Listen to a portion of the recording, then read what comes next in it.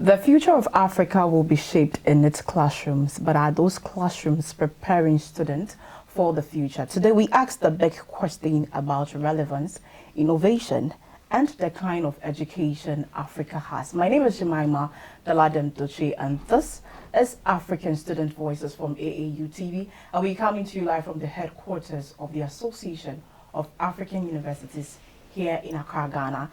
I have with me an amazing guest for this particular discussion, where we'll be talking about redefining relevance, the future of learning in Africa. But before I introduce them, we'll go for a quick break, and when we come back, I'll give them a minute to introduce themselves. We'll be right back.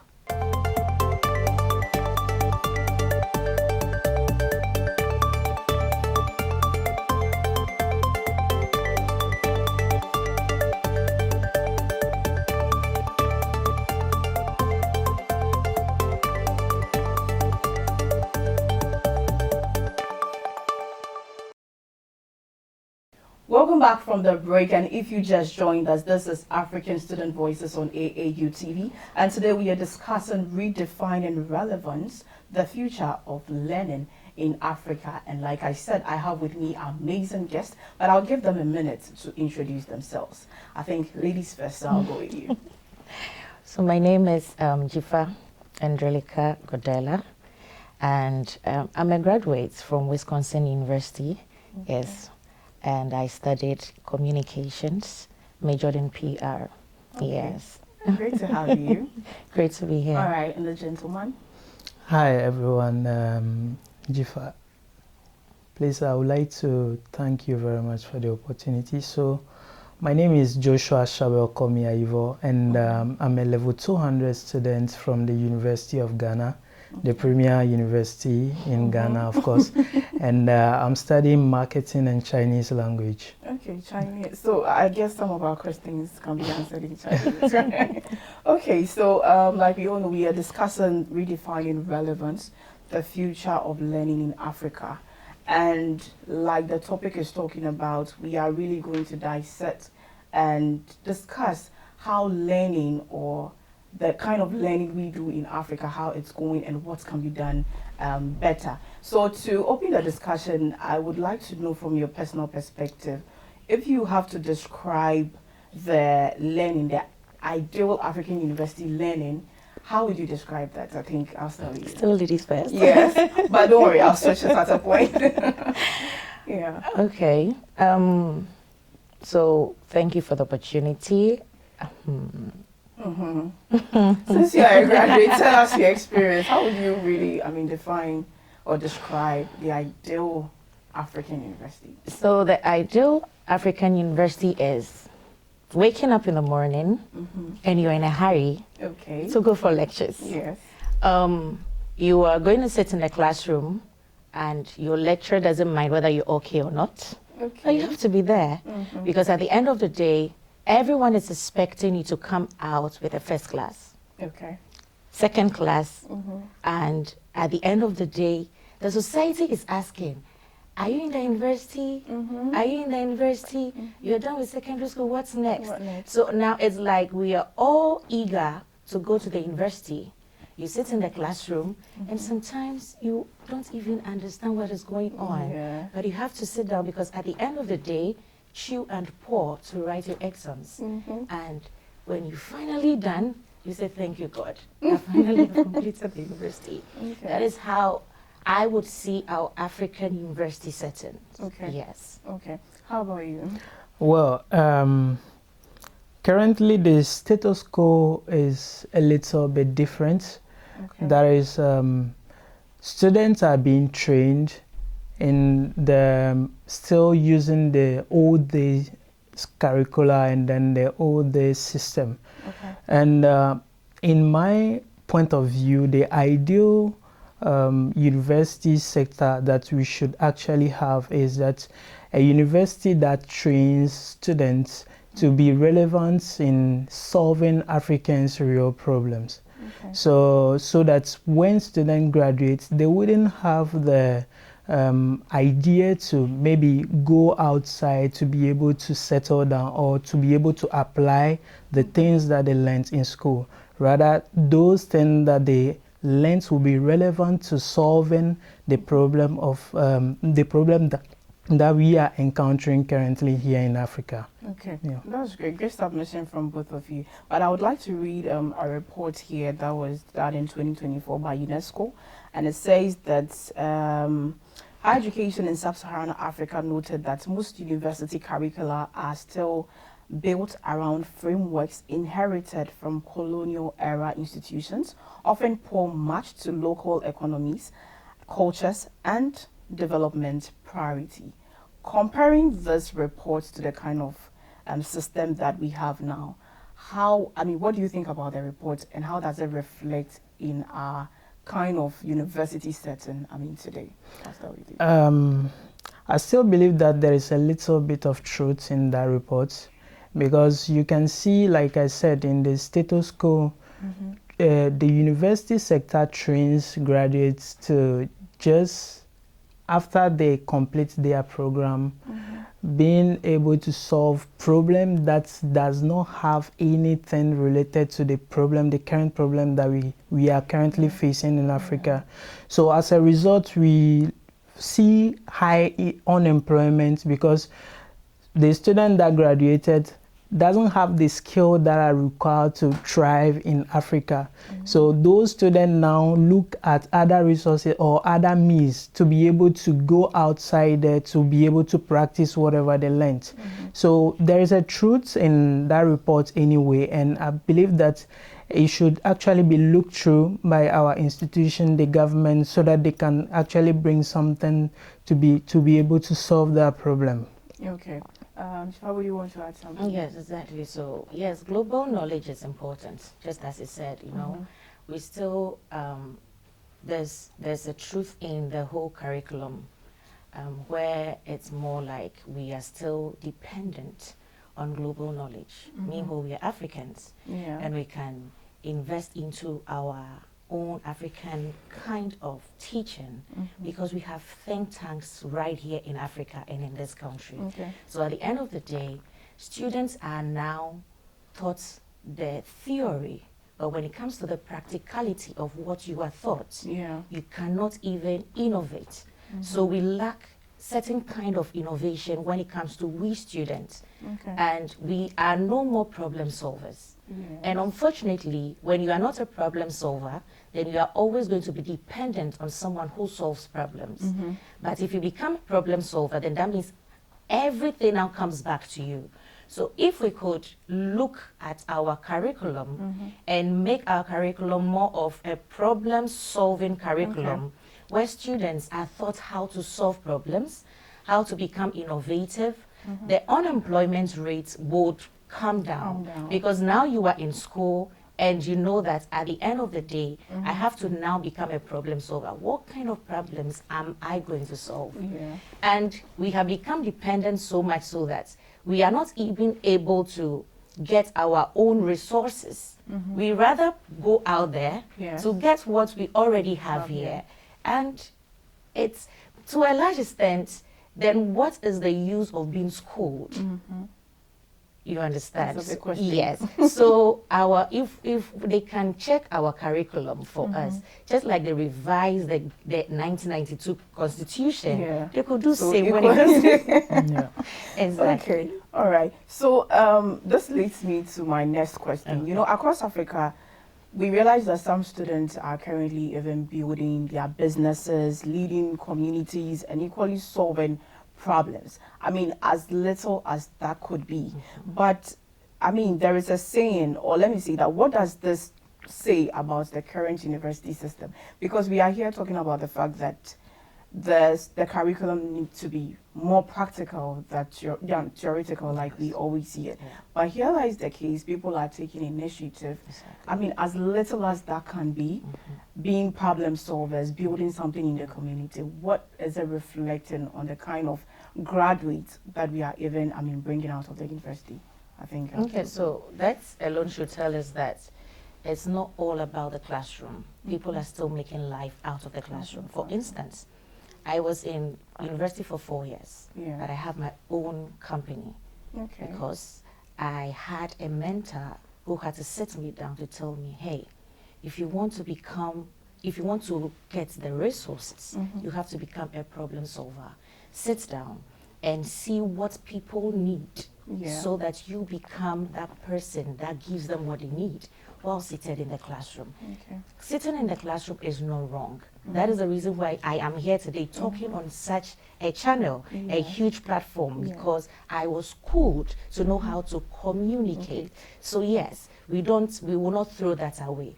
But now students have come to a place whereby you have to get something doing, because we always have this narrative of it is who you know out there after school. If you don't know someone, then that means you're going to sit home and now come together as a group and say, let's write on a placard, we want to work, we want to, you know, and I don't want to find myself in such a space. So immediately I had to register my company, and I started doing my online business. So there are students now who are doing more of their own personal work and building entrepreneurial skills while seated in the classroom. So that maybe when I'm done with school and I still get a big platform to work on, fine.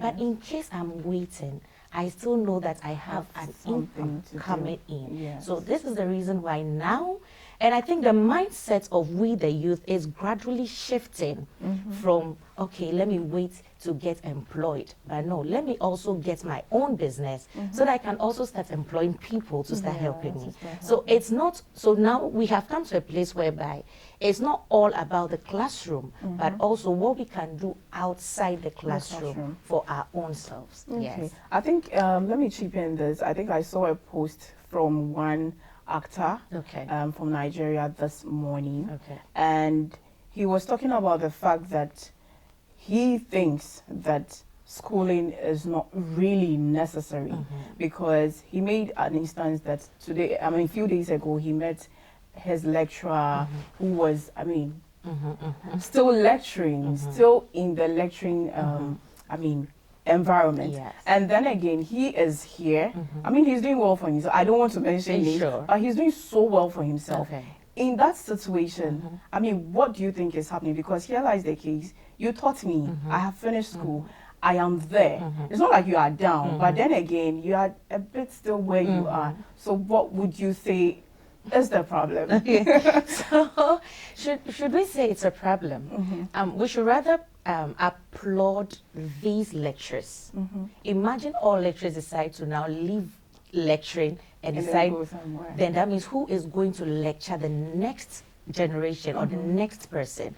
What we just have to come to a place to understand that some people have cut themselves for certain kind of work where they would always be there. That is the reason why, for instance, anybody who knows about Professor Kakari, from the President Mahama to the Kufu, and he's still lecturing. Such a person, he's cut out for such a sector. So you don't expect him to one day wake up and say, I don't want to teach again, I am going to business.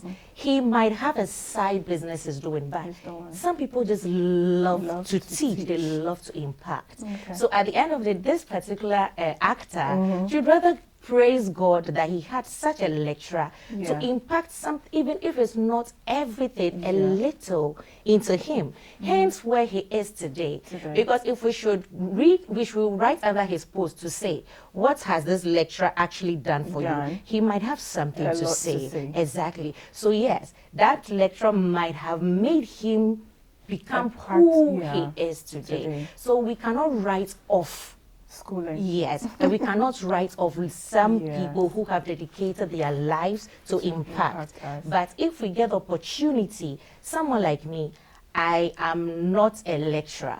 My lecturer will teach me and expects me to do well. You know, I think lecturers are more like parents. A mother and a father will want their children to do better than them. So if that lecturer had met him in the gutters, that lecturer should be disappointed. That then what did I do? Exactly. Interesting. But then we'll go for a quick break, and when we come back, we'll continue with the conversation. Stay tuned.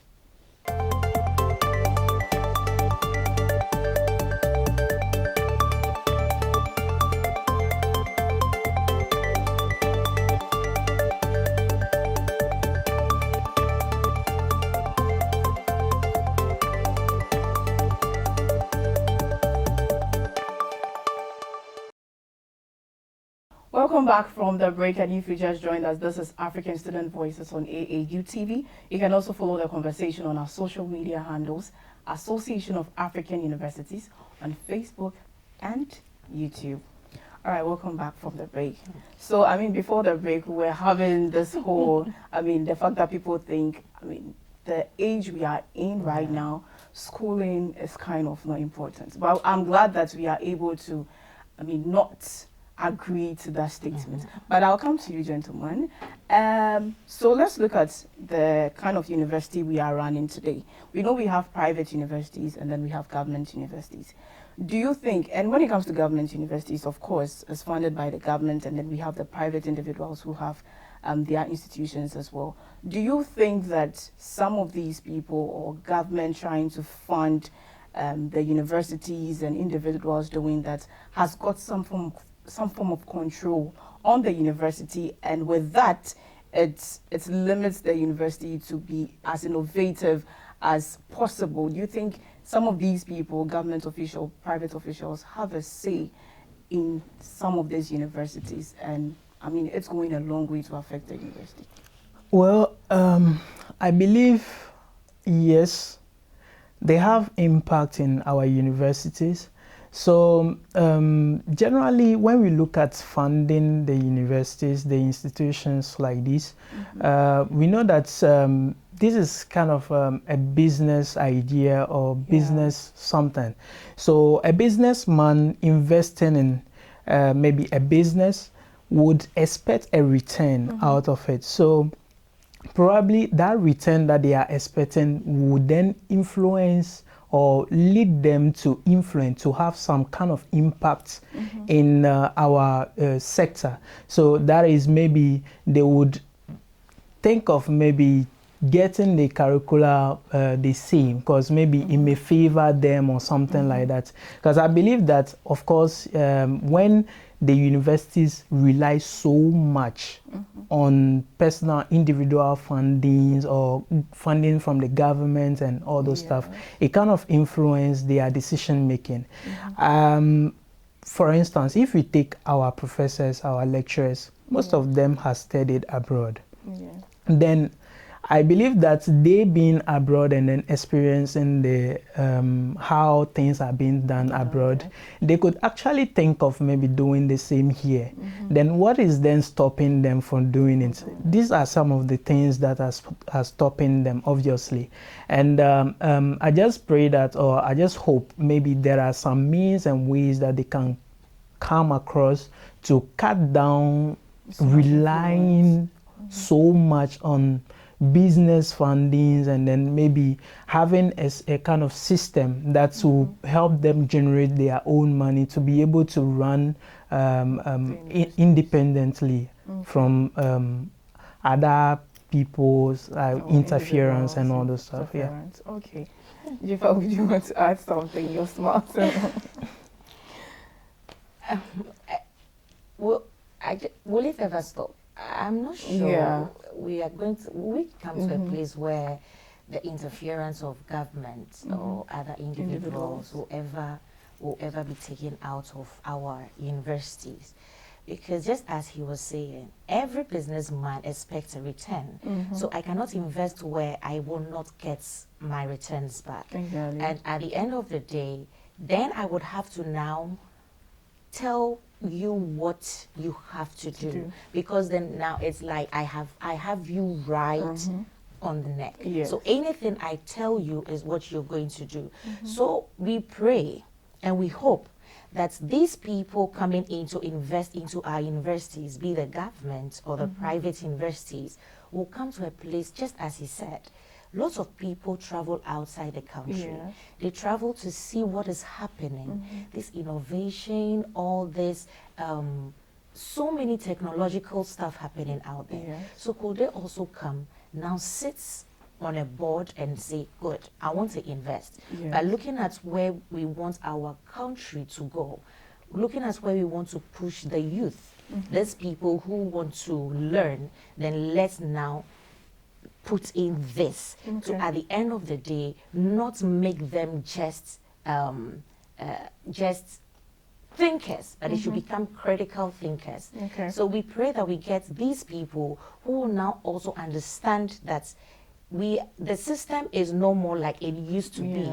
Innovation keeps happening every day. So when they are investing, they shouldn't bring in clauses that now holds these universities in a space where they can't do exactly. Exactly. That's great. Okay, so now I want you guys to share your personal experiences, maybe in a classroom, wherever you find yourself, and how you think education coming to you was purpose-driven. So we've all sat in the classroom. Now you are there, you listen to your lectures, presentations, and everything like that. Now let's describe a scenario or an experience where we realize that no, encountering this lecture, encountering this course was a bit of, it drove me to get out, do something more than just always going to the classroom, to listen to lectures and all. I think I'll start with you. Okay, so yes.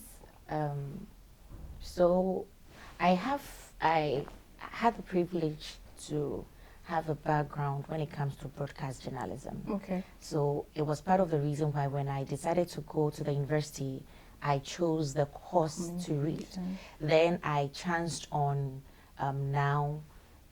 narrowing it down to become a PR person. Okay. Yeah, so then when I started, public relations. I only sat in the classroom to know that communication is not easy. Like people thought it was. Because people think communication is all about, knowing how to talk, but the nitty-gritties that comes with communication was like, sometimes you're coming to class and go like, oh my God, we are coming to meet this particular lecturer, and you sit down, and now you know that it is more of a practical work than you knowing how to talk or knowing how to read. I remember the very first day we sat in class, one of our lecturers asked us, why communication? Okay. Then now come and see the funny answers. We thought we were giving some intellectual answers, only for us to know that we don't even know what communication was about. So it got really deep into me, and I was like, oh, so it's not about someone saying that you have a good voice, you can read, you can do this, but it's rather to push you. So now you sit in the classroom, and anytime your lecturer is teaching you, you are looking outside the box, knowing that you will not be boxed anymore. So you come to a place where PR teaches you how to manage crisis in companies, in certain areas of your life. So now you know that, okay, anytime I see such a challenge, this is how my lecturer taught me to do. And you add it and you see that it brings you results. Yes. Okay, would you like to share your experience? Yes, thanks to the Premier University, of course, because there has been some programs that has been organized. This is not purposely right from my classroom. It was a normal program that has been organized by the University of Ghana Business School that seek to mentor and raise prospective business leaders that is right from the classroom. So this program was called Nkabom Collaborative. So through this program, they taught us how to navigate the business sector. It was a full program of, let's say, 1 year, designed to be a 1 year program, and a very practical one, where we even was, at the end of the day, were funded to create our own businesses in the agri sector. So, these are some of the things that we would actually expect our universities to include in the curricula. It shouldn't actually be a program aside the academics. So it should actually be like a course. For example, I'm coming to school to, let's say this program was purposely based on the agri sector. Those studying agric, I mean, they are just sitting, reading and all those stuff. At the end of the day, they will say they are doing project work, but where does it lead to? It doesn't lead anywhere. And through this program that I actually saw the impact of how businesses operate and how it's possible for even we the youngest, because I applied to study the program whilst I was in level 100. I mean, I myself didn't believe that I would go that far. That being so good, by the end of the year, I was able to create my business. My business is called NutriFlow, where we produce feed additive for poultry and then monogastric animals. So great. Basically, I don't have any background in agric, but through that program, I was mentored, I was guided, and then I was able to go to a sector where I had no knowledge about, but I was able to now become a businessman over there. So that's great. This is something that we can actually do. Okay, so we're almost coming to the end of the conversation, but then again, as students, individual students, what do you think students can do, I mean themselves, in reshaping the institutions that they attend?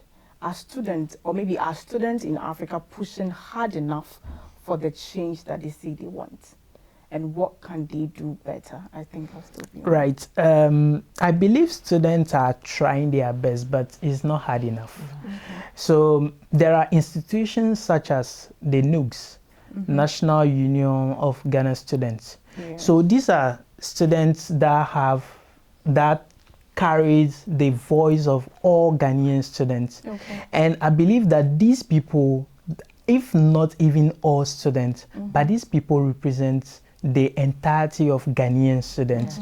They should be included in policy drafting when the government needs to reform some of the curricula and all those stuff. They should actually have an impact in it, not just them sitting at the back and then now giving commentary on Facebook, X and all those stuff, because Facebook, X doesn't really change anything, but they should be given a place on the table where their voices are heard, because they are the direct link between we and then the government. That's true. Yeah, so that's what I believe. That's great. Great submission. What do you think? Exactly. So from where he ended, Facebook and X indeed won't change the narrative, but when we elect these people to become the voices of we students, but unfortunately, politics has now become the core when it comes to these news. It's like everything now is more of politics. If it's not TESCON, it's team. And at the end of the day, we don't have an independent body anymore who can fight for we students. Just as he was saying, these are the voices of students. So if these people can be given a chair at the table where they can voice out what is going on with we students, for the government to understand. The government will play their role per what they know or think. But when these people come out to let them know that, let the students do this. This is what we want. We need this change. We need this impact. We need all this. This is where we believe that we'll begin to see something different when it comes to we. So just as I said, we are not pushing enough, even though we are trying. Individually, people are trying, but collectively, we ain't pushing enough. So we need a seat at the table. We need a seat at the table. Thank you very much for coming. It's been an interesting conversation. So this has been African Student Voices, and we discussed redefining relevance, the future of learning in Africa. And it's been an interesting conversation. We'll see you same time next time. My name is Chimaima Deladem Tuchi. Have a nice day.